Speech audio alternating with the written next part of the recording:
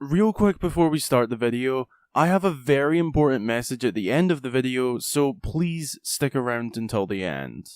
Enjoy. Video game developers love to fill their creations full of little secrets, innuendos, references, and just fill every little nook and cranny with something for the player to find, and the Legend of Zelda series is no different. The household classic adventure series is absolutely chocked full of hidden references and secrets, and it's honestly something I'm a huge fan of. I can't really explain the feeling, but it's like this weird adrenaline rush-like sensation. It's almost like a little present on your birthday that you didn't quite expect. More often than not, hidden secrets and references are in some of the most obscure places you wouldn't think to look or genuinely wouldn't notice. A good example being the photos of Mario 64's characters found inside the castle in Ocarina of Time. They are typically in locations you don't need to pay much attention to, or you really need to explore the area to notice them. Now, I love a good hidden reference, and I thought I'd highlight 5 of my absolute favourite references or secrets found in the Legend of Zelda series. Some of these I didn't even know about prior to planning out this video, so I will have on-screen credits and links in the description to the source of where I found out about a few of these secrets. Without further ado, let's take a look at 5 hidden Zelda secrets and references that you just might have missed.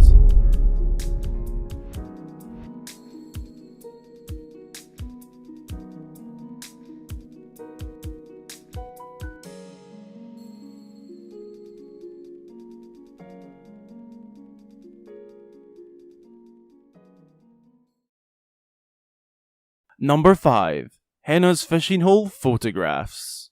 The Legend of Zelda Twilight Princess is my favourite video game. Many of you may have already knew that, but I have to say it at every chance I get. So it's no surprise that my first pick is from that game. Once you are so far into Twilight Princess, you will gain access to HENA'S Fishing Hole, a relaxing day out from the industrious struggles against Ganondorf.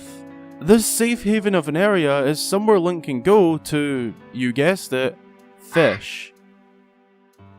We meet HENA here. She owns the pond, the land, and also runs the little hut which she presumably lives in. Upon entry of her hut, we can definitely see it's made for fishing, but explore a little further into the details and you will find a lot of history. Right next to the desk HENA works at, we can find 5 photographs framed on the wall. We can see 2 of herself and 1 of her sister Isa and 1 of her brother Koro, but one of them is someone else. It is none other than the nameless fishing hole man who runs the fishing pond in Ocarina of Time. But rather than the reference being just that, there is actually more to the story here. HENA is also quite the fishing fanatic herself, and really looks up to and admires the fishing hole man from Ocarina of Time. She also happens to believe that she might be a descendant of him. In fairness, she does strike a chilling resemblance to him, especially with both of their photos holding the famous Hylian Loach, a proper trophy of fishing in Hyrule that only the elites managed to catch in their days. So that's my opening and maybe even my personal favourite on this list, HENA'S Fishing Hole Photographs. Number 4. The End Portrayed at the Beginning in Ocarina of Time. This one is very obscure, and definitely something many fans would pass off as nothing, and not even give a second look. At the very beginning of Ocarina of Time, we begin our adventure inside Link's treehouse in Kokiri Forest. Upon descending the ladder from Link's home, and getting our quest underway, we run into childhood friend Saria. After talking to her, we can begin to freely roam around the village. But if you turn around before heading away from Link's home, you can see some sort of carved or painted artwork on the base of the tree Link's home is attached to. Upon closer inspection, we can see that it is a drawing of some sort of massive dinosaur-like beast towering over a small figure holding a sword and shield. Now, it's pretty clear that this is supposed to reference the final battle against Ganon at the end of the game. While some have believed this to be a prophecy of sorts, which it totally could be in fairness, I personally think this is nothing more than a clever little reference. Don't get the wrong idea though, this is by far one of the coolest little references in the entire series, and something so many fans wouldn't even know as a reference unless they are playing for a second time and happen to notice the connection. Who knows, maybe this is more than a reference, but for me, it takes my number 4 spot. the end portrayed at the beginning in Ocarina of Time. Number 3. The Breach of Demise in Breath of the Wild. Now, before you slaughter me in the comments for picking a reference from the game made up of references, just hold on. The Breach of Demise is a really interesting one beyond just being a reference to Demise. If you visit the location itself, you will notice it's vastly different from the majority of Hyrule, and for good reason.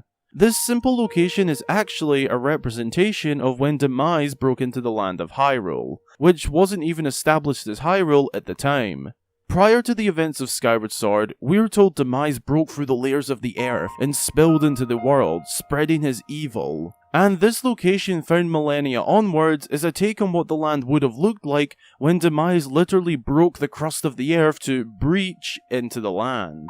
Given Breath of the Wild is literally made of references and you could find one round practically every corner, I find the Breach of Demise to be a really interesting one, as it's more than just a name. It's a very subtle take on an event that actually happened in the history of Hyrule. Ironically, this is a take on an event that was extremely tragic and could have changed the entire history of the land in unimaginable ways, but is found in such a peaceful and safe manner in the game, which just adds more unique charm to it. So, taking my number 3 spot is the Breach of Demise in Breath of the Wild. Number 2. Promoting Skyward Sword in Ocarina of Time 3D. You heard that right. Nintendo promoted Skyward Sword in Ocarina of Time 3D. Both of these games released in 2011, with Ocarina of Time 3D coming out on the 16th of June, and Skyward Sword releasing later in the year on the 18th of November. In Ocarina of Time 3D, we can find 3 posters referencing Nintendo's, at the time, upcoming Zelda game, Skyward Sword. And I gotta say a huge thanks to Hailey and Luke for pointing this one out to me on Twitter. His Twitter page and YouTube will be linked below. The posters can be found in the home at Lon Lon Ranch, the Bombchu shop, and the Gerudo Fortress. Obviously, I was joking with the promotion part. It's more than likely just a case of the developers having some Skyward Sword promotional art at their arsenal, and working on Ocarina of Time 3D at the same time. Although, back in 2011, the development teams were different for both games, but it's not unlikely files were shared and worked on by both teams.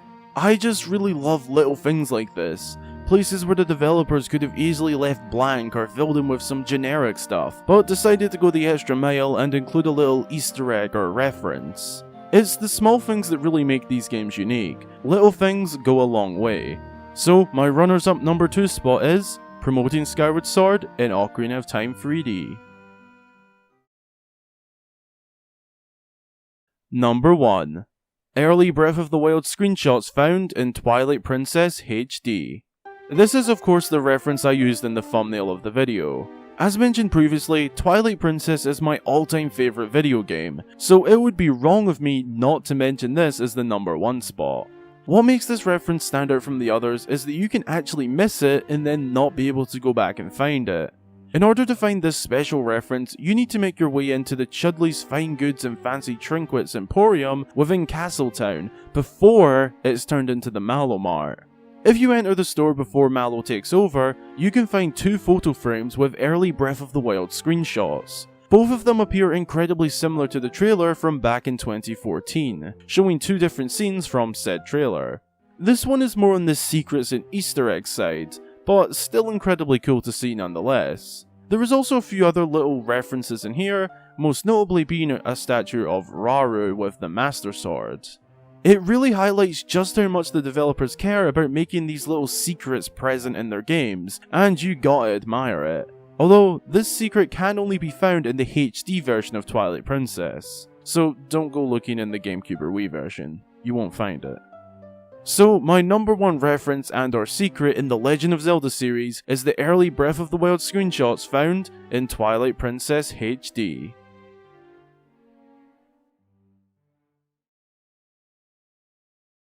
Thank you so much for checking out the video, I really appreciate it. What did you think of the video? Did you discover some new secrets or references you didn't already know about? Or did I maybe miss one of your favourite references or secrets? Be sure to let me know in the comments.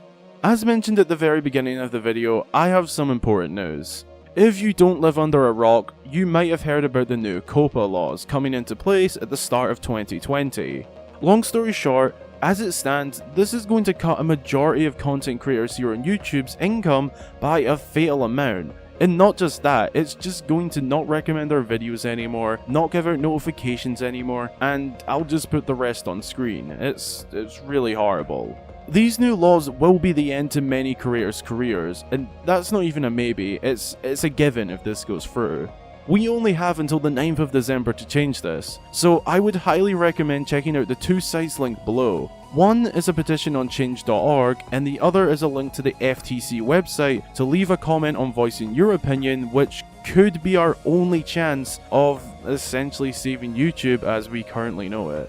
Please go check them out. Also, please know, I really do appreciate all of your support, and hopefully I can continue to keep doing this going into 2020. But as it stands, it's at a huge risk. We really need everyone's help.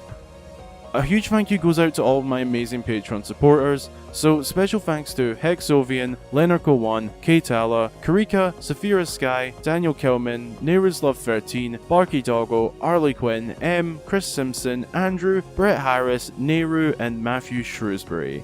It means the world to me. Thank you. As always, thanks for watching the video, and until the next time, I've been Hyrule Gamer.